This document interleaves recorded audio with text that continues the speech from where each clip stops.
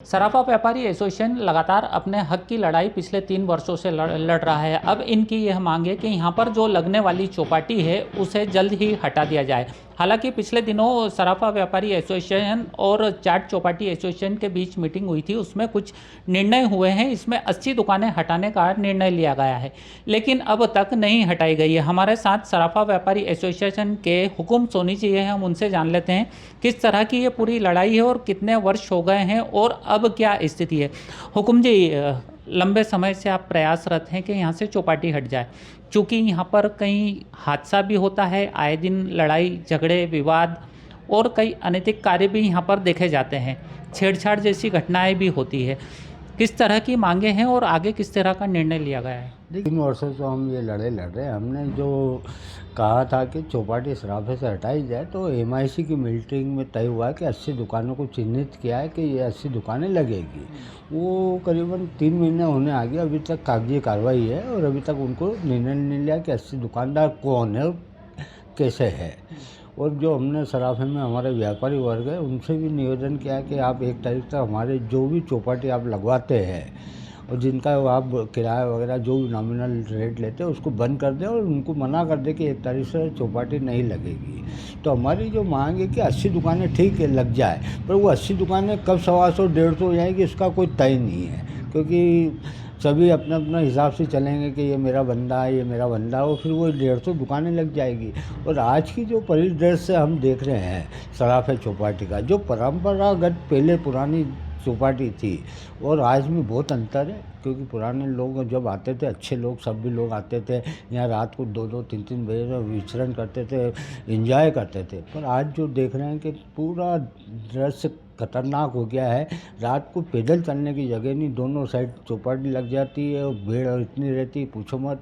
और आसपास के जो रहवासी है वो भी बहुत तकलीफ पा रहे हैं, क्योंकि उनकी गाड़ियाँ वगैरह सब उनके वहीं खड़ी रहती है। जैसे बुरा बाज़ार है, शक्कर बाज़ार है, बजाज खाना है, राजवाड़ा क्षेत्र, यहाँ इतनी गंदा माहौल हो जाता है यातायात का कि पैदल चलना भी दुर्भर हो जाता है।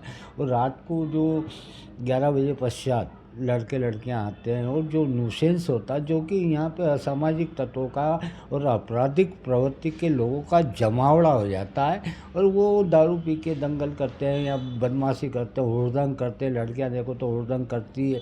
तो ये सराफे की जो शान है, बान शान है, उसको बहुत ज़्यादा ठेस पहुँच रही है। कहीं ना कहीं एक सबसे बड़ा सवाल ये उठता है कि यहाँ पर जो ये दुकानें लगाई, चौपाटी दुकानें लगाई जाती हैं, यहाँ गैस सिलेंडर का भी उपयोग होता है। करीबन यहाँ सब बड़े सराफे की बात कर लें, छोटे सराफा की बात कर लें, अगर कुछ बड़ा हादसा हो जाता है तो उसका जिम्मेदार कौन? अगर एक टंकी भी ब्लास्ट होती तो उसका जिम्मेदार कौन? क्योंकि रात में इतना रश रहता है कि यहाँ पर एक फायर ब्रिगेड भी आने की जगह नहीं रहती। तो उसके लिए क्या निष्कर्ष निकाला है?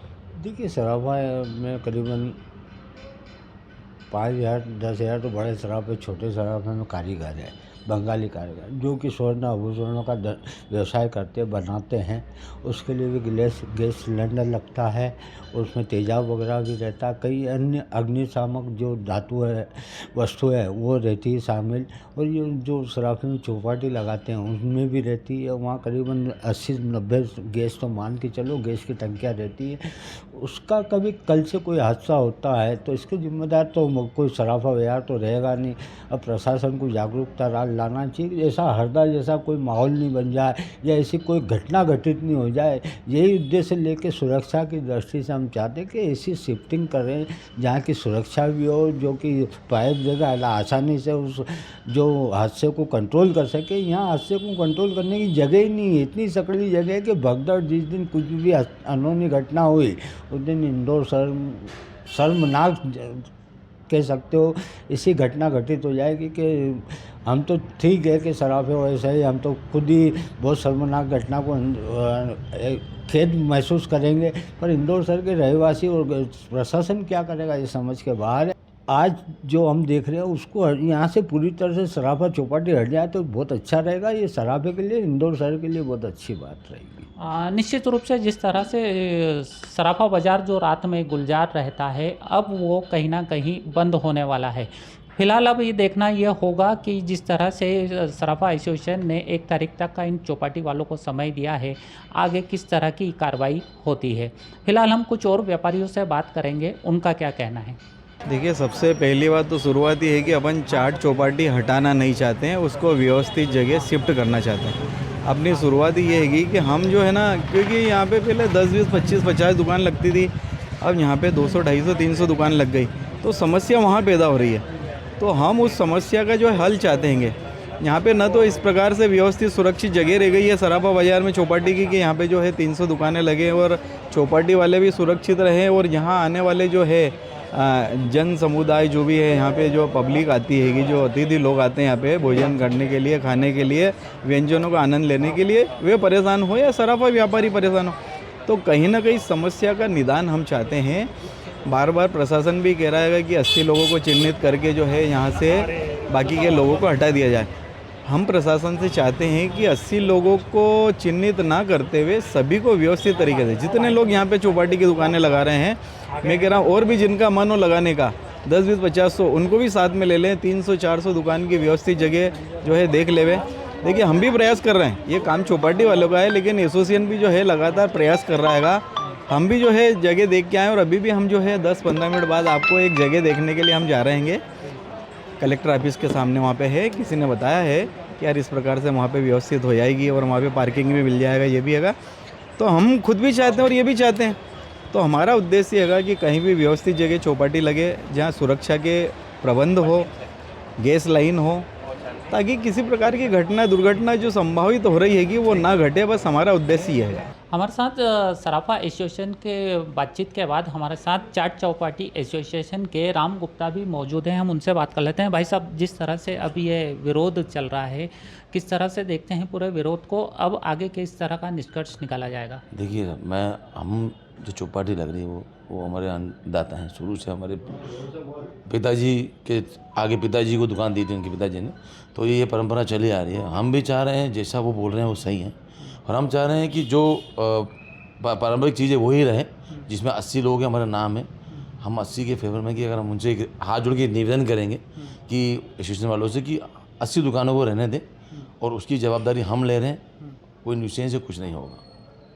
किस तरह से देखते हैं, क्योंकि सराफा व्यापारी एसोसिएशन का आरोप है कि यहाँ पर देर रात में अराजकता फैली हुई है, कई दुकानें किराए पर लेकर उनमें कुछ गलत अनैतिक कार्य भी किए जा रहे हैं, उसे किस तरह से अब निपटेंगे? क्योंकि 80 दुकानें रुक जाती है तो माहौल वैसा का वैसा बना रहेगा यहाँ? नहीं, वो नहीं रहेगा। अभी क्या हो रहा है, जो हमारे जो मेंबर हैं वो आज से नहीं है, वो 15 से 70 साल पुराने हैं। अभी नए नए जो दुकान लग गई हैं वही आके करते हैं, और अगर अभी कभी उसके बाद हम लोग उसको और विशेष ध्यान देके, और वो भी चीज़ अगर पहले तो होगी ही नहीं, बिल्कुल नहीं होगी, तो हम उसका बिल्कुल ध्यान रखेंगे, विशेष ध्यान रखेंगे, और वापस सराफे को पुराना वाला जो पुराना सराफा था उसको वापस स्वरूप देंगे सराफे का। हमारे साथ यादव जी भी हैं, सचिव हैं चाट चौपाटी एसोसिएशन के, उनसे आज बात कर लेते हैं। यादव जी, आप काफ़ी प्रसिद्ध हैं, आपको देखने कई लोग यहाँ पहुँचते हैं, तो किस तरह से देखते हैं जो ये पूरा विवाद चल रहा है?